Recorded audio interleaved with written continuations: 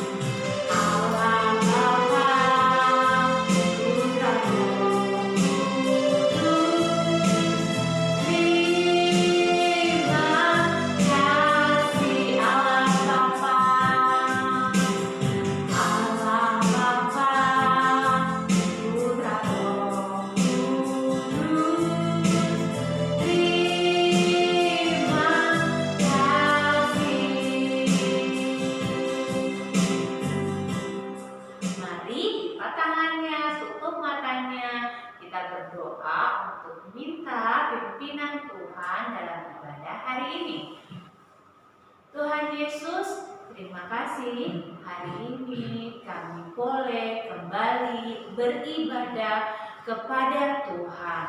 Tuhan Yesus, tolong kami untuk sungguh-sungguh datang kepada Tuhan, untuk sungguh-sungguh memuji Tuhan, untuk sungguh-sungguh mendengar firman Tuhan.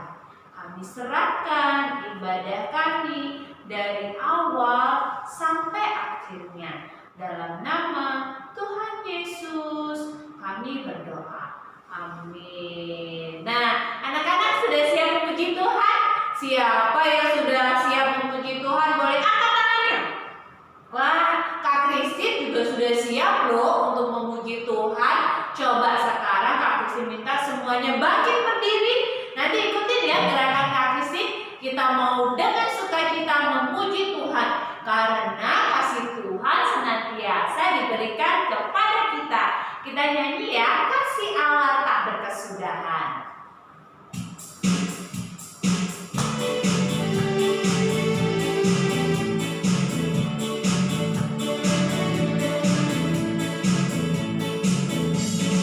Kasih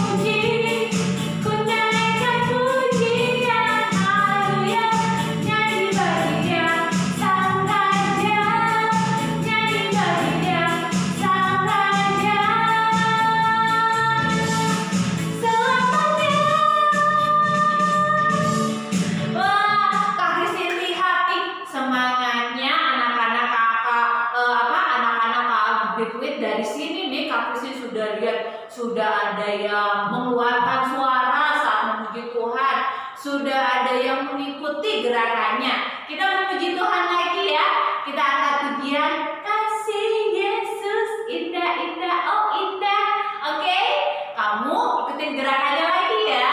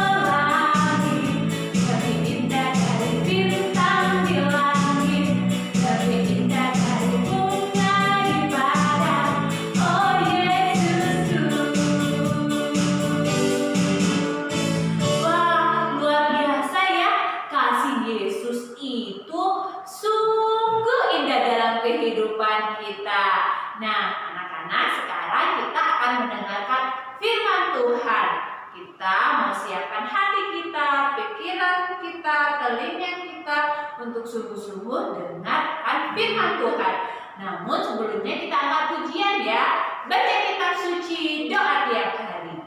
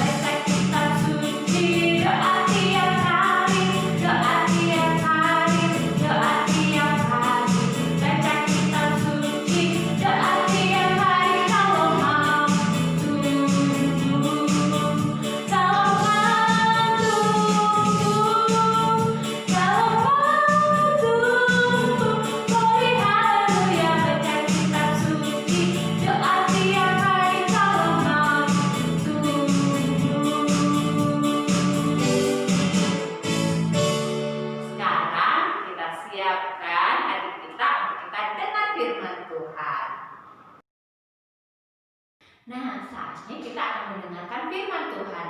Mari sebelum kita mendengar firman Tuhan, kita berdoa dulu ya. Lipat tangan, tutup matanya. Tuhan Yesus, saat ini kami siapkan hati kami, pikiran kami, telinga kami untuk mendengarkan firman Tuhan. Roh Kudus-Mu, tolong saya untuk mengerti cerita firman Tuhan yang akan kami dengar. Dalam nama Tuhan Yesus kami berdoa, amin. Nah, hari ini Kakak Christine akan cerita lagi. Cerita firman Tuhan kali ini diambil dari Kisah Para Rasul pasalnya yang keempat, ayatnya yang ke-1 sampai yang ke-31. Kisah Para Rasul pasalnya yang keempat, ayat yang ke-1 sampai yang ke-31.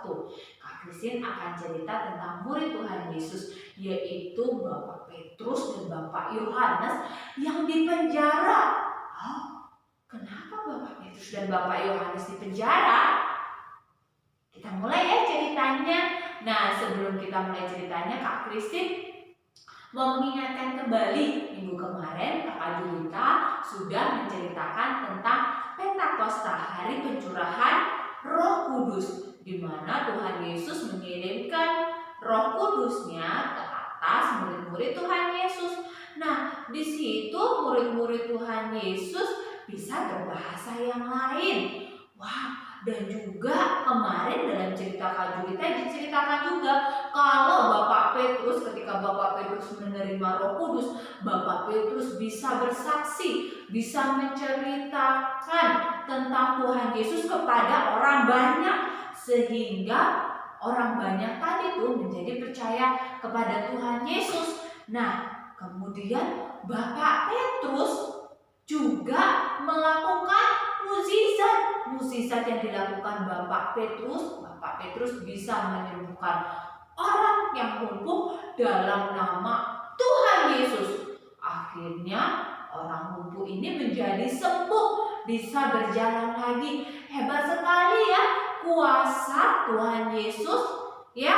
Wow, kemudian Bapak Petrus setelah menerima Roh Kudus, Bapak Petrus berani bersaksi, berani bercerita tentang Tuhan Yesus.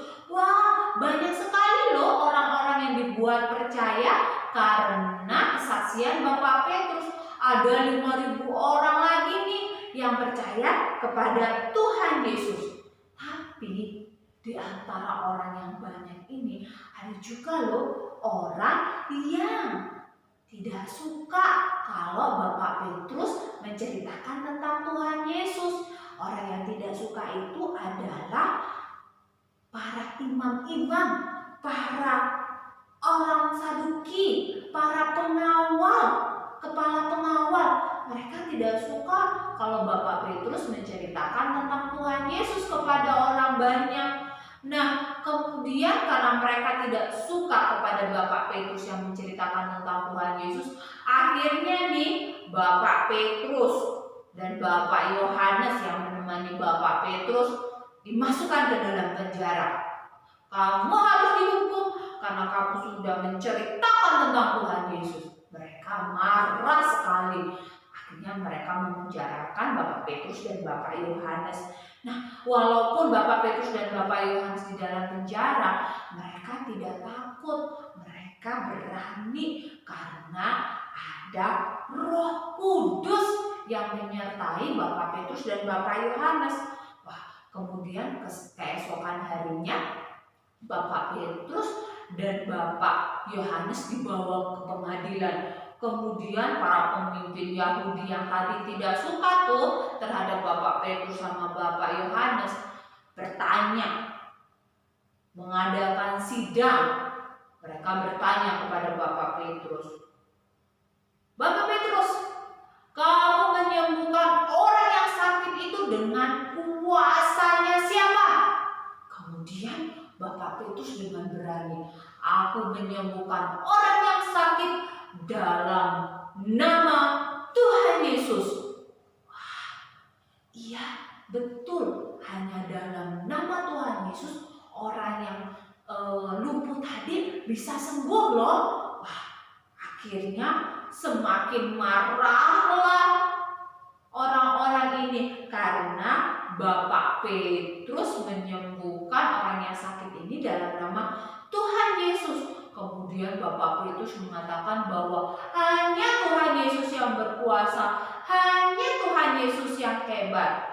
Wah, akhirnya Bapak Petrus dan Bapak Yohanes dikasih pertanyaan yang banyak. Wah, para imam menjadi semakin marah. Orang-orang ini menjadi semakin marah karena Bapak Petrus dan Bapak Yohanes bercerita tentang Tuhan Yesus, bersaksi tentang Tuhan Yesus yang menyembuhkan orang yang sakit tadi. Tapi akhirnya Bapak Petrus dan Bapak Yohanes bisa dibebaskan. Karena apa? Banyak sekali orang yang melihat kalau Bapak Petrus mengadakan mukjizat dan benar loh orang yang sakit ini bisa sembuh. Akhirnya Bapak Petrus dan Bapak Yohanes dibebaskan. Hebat ya, Tuhan Yesus selalu menyertai Bapak Petrus dan Bapak Yohanes. Roh Kudus selalu menyertai Bapak Petrus dan Bapak Yohanes. Kemudian setelah keluar dari penjara, akhirnya Bapak Petrus dan Bapak Yohanes beserta murid-murid Tuhan yang lainnya selalu berdoa kepada Tuhan untuk diberikan keberanian menjadi saksinya Tuhan, diberikan keberanian untuk bercerita tentang Tuhan Yesus. Nah, anak-anak juga ya, anak-anak KA Budi Pluit, kita bersyukur kita punya Roh Kudus. Roh Kudus itu menyertai kehidupan kita. Yang tadinya kita merasa takut, kita dijadikan berani. Roh Kudus memampukan kita untuk kita jadi berani. Yang tadi takut, aku takut nih cerita tentang Tuhan Yesus, aku takut nih bersaksi tentang Tuhan Yesus. Tapi Roh Kudus membuat kita menjadi berani. Ya, Roh Kudus akan menyertai kita. Roh Kudus akan menolong kita untuk menceritakan tentang Tuhan Yesus, sehingga orang-orang yang mendengar tentang Tuhan Yesus menjadi percaya dan mereka mengenal Tuhan Yesus. Jangan pernah takut ya untuk bersaksi atau menceritakan tentang Tuhan Yesus kepada semua orang. Ingat, karena ada Roh Kudus yang memberikan keberanian kepada kita. Oke? Nah, itu tadi cerita tentang Bapak Petrus dan Bapak Yohanes yang dimasukkan ke dalam penjara karena memberitakan tentang Tuhan Yesus, bersaksi tentang Tuhan Yesus. Jadi ingat ya, kamu harus berani ya untuk menjadi saksinya Tuhan. Oke? Nah, sekarang kita akan berdoa untuk mengakhiri firman Tuhan pada hari ini. Kita berdoa. Tuhan Yesus, terima kasih untuk firman Tuhan yang sudah kami dengarkan. Kami bersyukur ada Roh Kudus yang senantiasa memberikan keberanian bagi kami untuk menceritakan atau menjadi saksinya Tuhan Yesus. Terima kasih, hanya di dalam nama Tuhan Yesus kami berdoa dan bersyukur. Haleluya, amin. Nah, anak-anak, sekarang kita mau mengakhiri ibadah sekolah minggu kita pada hari ini. Minggu depan kita akan ketemu lagi ya dalam ibadah KA berikutnya. Sekarang kita akan berdoa. Namun sebelum berdoa kita mau angkat pujian. Bapak, terima kasih.